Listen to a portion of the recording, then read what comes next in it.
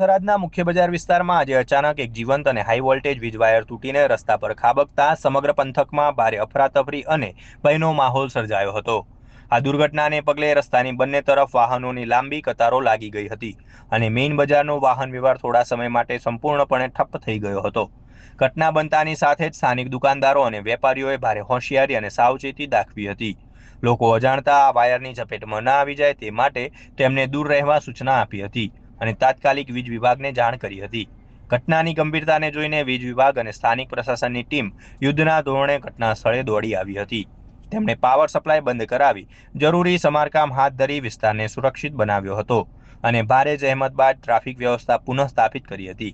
જોકે સદનસીબે આ ઘટના સમયે કોઈ મોટો અકસ્માત ન સર્જાયો અને કોઈ જાનહાનિ કે ઈજા નોંધાઈ નથી, જેના કારણે તંત્ર સહિત સ્થાનિકોએ પણ મોટી રાહતનો શ્વાસ લીધો છે. જોકે દોડા દિવસે વ્યસ્ત બજારમાં આવી ઘટના બનતા વીજ કંપનીની કામગીરી સામે અનેક સવાલો ઊભા થયા છે.